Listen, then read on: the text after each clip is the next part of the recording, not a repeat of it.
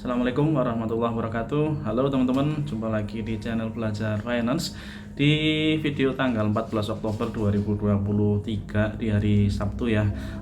Sharing kita kali ini adalah saham perkapalan ya, yaitu PSSI atau PT IMC Pelita Logistik Tbk. Nah, saham ini menarik perhatian saya karena sekarang kinerjanya sedang bagus ya, dan di samping itu secara teknikal dia grafik harganya sedang bergerak ke atas. Nah, nanti kita akan lihat seperti apa potensinya teman-teman ya. Oh ya, dan satu lagi dividen dari PSSI ini termasuk besar ya.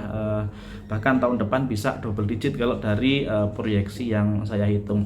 Oke teman-teman, kita lihat dulu secara pergerakan harga ya. Di harga tanggal 13 Oktober atau di hari Jumat kemarin, IMC Pelita Logistik atau PSSI berhenti di harga 580 ya. Harga ini menembus level MA50 ya, di mana MA50-nya saat ini adalah di harga 575, artinya sudah sedikit di atas MA50 atau di atas pergerakan rata-rata harga dalam 50 hari ke belakang ya, dan juga di atas MA20 dan juga MA5. MA20-nya di 579 dan MA5-nya di 579 juga. Jadi sudah mulai di atas MA5, 20 dan 50, artinya dia sudah mulai crossing ke atas ya. Nah, apakah ini menjadi indikator bahwa sebentar lagi atau menjadi indikator bahwa harga saham PSSI ini sebentar lagi akan breakout ke level harga berikutnya ya, di atasnya ya, kita tunggu saja. Oke, berikutnya, nah setelah breakout kemungkinan resistennya di harga berapa? Barangkali kalau dari prediksi saya, dari grafik yang terlihat, saya katakanlah resistennya di harga 610 ya, atau dengan harga 610 ini maka ada kenaikan harga sebesar 5,17% ya saham PSSI. Kemudian jika kita tarik dalam time frame yang lebih panjang, dalam mungkin sampai dengan 1 tahun ya time frame-nya ya, dia bisa mencapai target harga di 710. Nah, 710 itu kita lihat kalau di tahun kemarin di 2022 itu di sekitar bulan Mei dan Juni ya, itu mendekati momen pembagian dividen ya. Jadi karena dividennya cukup besar, maka saat menjelang dividen harganya akan bergerak naik juga ya. Dan kenaikan di tahun kemarin mencapai 710, yang artinya naik dibanding harga sekarang 580, kenaikannya 22,4%, cukup besar ya, 22%. Lalu penurunannya atau titik supportnya kalau saya lihat dari grafik ini ada di kisaran 530 sampai 540, atau penurunan harga minus 6 sampai dengan 8% ya dibanding harga saat ini. Dan harga wajarnya berapa? Kita pakai metode PE band ya, atau rata-rata PE ratio. Dalam ini angka yang saya ambil 3 tahun terakhir. Oke, dengan current EPS 153,09 EPS-nya.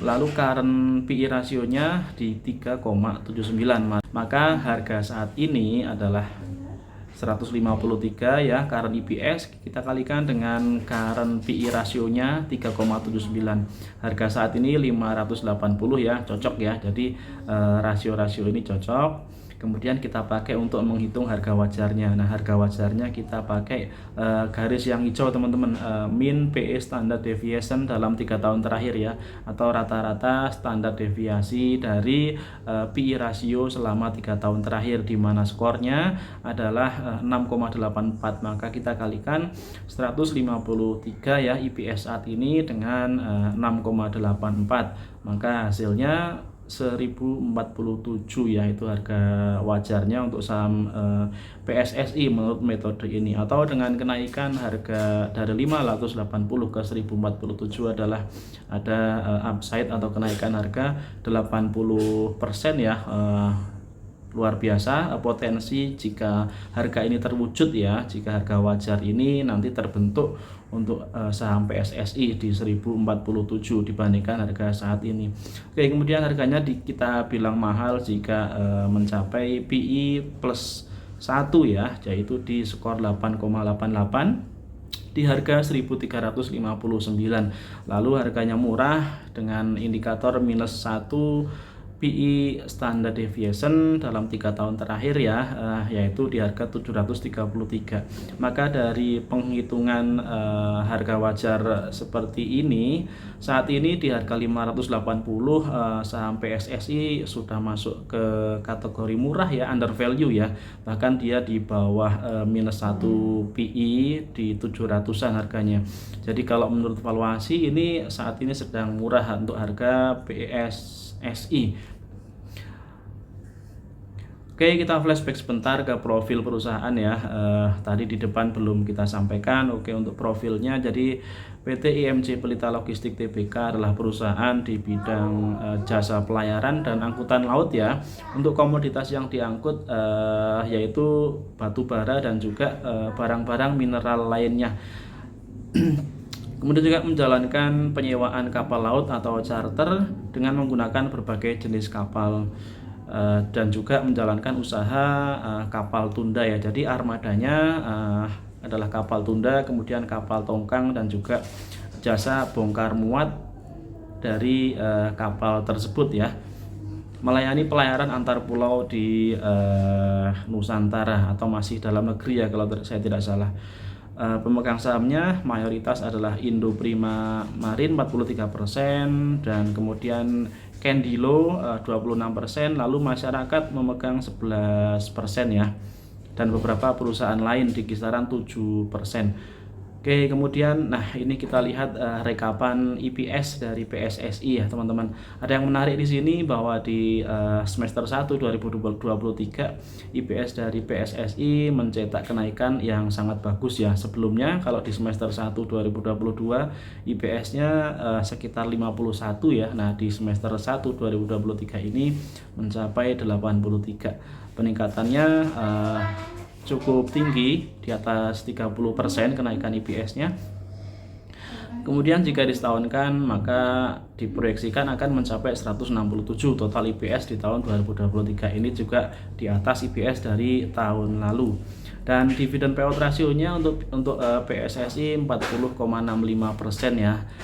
Dengan dividen payout rasio segitu, maka dividen yield-nya untuk tahun buku kemarin adalah 8,62%. Lalu perkiraannya untuk tahun buku sekarang ya, yang akan dibagikan di tahun depan, dividen yield-nya kita hitung ya teman-teman ya, dengan dividen payout ratio 40,65% ya. Artinya kita asumsikan tetap dengan dividen payout ratio tahun ini ya, dikalikan dengan EPS proyeksi totalnya 167 EPS-nya, maka dividennya Rp67. Nah, Rp67 ini dibagi harga sahamnya saat ini di 580, maka yield dividennya adalah 11,7%. Wah, sangat besar ya, cukup jumbo, 2 digit untuk dividennya. Oke, lalu kita lihat angka valuasi yang lain teman-teman. PI rasionya di 3,48 masih murah ya. Kemudian PBV-nya 1,3, ini cukup fair ya. Lalu profit marginnya 56, sangat bagus. Ini profit atau margin laba bersihnya ya 56%. Kemudian ROE-nya 38%. Jadi nampaknya perusahaan sangat efisien dan efektif dalam menjalankan perusahaannya ya, sehingga persentase atau margin labanya sangat besar. Kemudian rasio utang dibandingkan dengan modalnya juga kecil, hanya 33%. Oke, kita lanjutkan teman-teman untuk grafik tentang pertumbuhan pendapatan mereka ya dari tahun ke tahun ya. Di sebelah kiri berbentuk grafik batang, sementara di kanan itu adalah tabel perbandingan pertumbuhan pendapatannya dari tahun ke tahun ya. Dari grafik pertumbuhan pendapatan dari tahun ke tahun kita lihat di laba bersihnya meningkat. Untuk kita lihat dari tahun 2020 ya, 2020 meningkat 11,5%, kemudian di 2021 meningkat 23,6% dan di 2022 tumbuh 35,8% untuk laba totalnya ya, laba bersihnya. Ini pertumbuhan laba yang sangat bagus, di atas 10%, bahkan di tahun terakhir mencapai 35% untuk pertumbuhan laba bersihnya. Dan selain dari kinerja laba, kita lihat juga dari sisi neracanya dari tahun ke tahun meningkat ya asetnya di grafik yang berwarna biru di sebelah kiri. Lalu ekuitasnya juga meningkat terus, dan hutangnya kita lihat masih rendah ya, DER-nya di angka 33%, dan ini hutangnya relatif turun dibandingkan dengan tahun-tahun sebelumnya. Lalu dari sisi cash flow kita melihat ada hal yang mencolok di sini, di mana kasnya sangat tebal di sini, cadangan kasnya di grafik yang terlihat dengan warna merah teman-teman. 2023 ini jumlah kasnya sangat besar terlihat ya. Dan kita sandingkan dengan laporan keuangan. Di laporan keuangan yang rilis di kuartal 2 ya, untuk periode kuartal 2 kita melihat di sana ada penerimaan kas 60 miliar dolar ya. Memang di situ ada penurunan.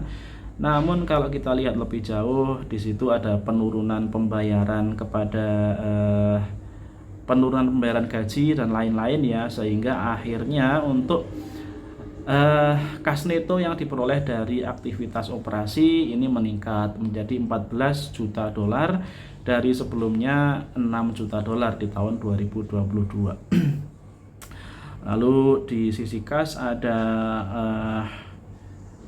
perubahan juga. Kita melihat penggunaan untuk aktivitas investasi di situ meningkat ya, dari tadinya 4 juta menjadi 11 juta. Jadi ada aktivitas investasi, kemungkinan pembelanjaan untuk belanja modal ya, pembelian aset terkait dengan usahanya, yaitu pembelian kapal teman-teman. Oke, langsung di bagian paling bawah kas dan setara kas ada peningkatan, tadinya 8 juta menjadi 16 juta untuk periode 2023. Dan pemberitaan di media, di pemberitaan terbaru ya, tentang PSSI atau IMC Pelita Logistik, yaitu salah satunya tentang target laba tahun 2023, kemudian realisasi laba di semester 1 yang ada peningkatan, yaitu sebesar 59% ya, peningkatan laba di semester 1 2023, tumbuhnya 59%. Kemudian nominalnya 30 juta US dollar ya, angka 59% tersebut. Oke teman-teman, jadi kesimpulannya PSSI ini atau IMC Pelita Logistik fundamentalnya bagus ya, secara kinerja keuangan operasional bagus, kasnya sangat tebal, dan di tahun depan dengan kas yang sangat tebal tentunya akan mempermudah perusahaan dalam penggunaan kasnya ya, baik itu untuk belanja modal maupun untuk pembagian dividen. Kemudian tren harganya sedang bagus ya, dia sedang tren naik dari sebelumnya di bawah garis MA50, sekarang sudah mulai di atas garis MA50. Kita tunggu apakah dia akan melanjutkan tren kenaikannya ya. Kemudian dividennya besar ya, tahun kemarin di kisaran 8%, dan tahun depan jika IPS-nya tercapai di angka 160-an, di harga sekarang sahamnya 580, maka dividen yield-nya akan berkisar di angka 11,7% ya, dengan menggunakan dividen payout ratio yang disamakan dengan tahun kemarin. Oke teman-teman, itu dulu pembahasan saham kali ini ya, tentang PSSI. Semoga bermanfaat. Kalau ada salah kurangnya saya minta maaf. Kita jumpa lagi di video-video berikutnya. Assalamualaikum warahmatullahi wabarakatuh.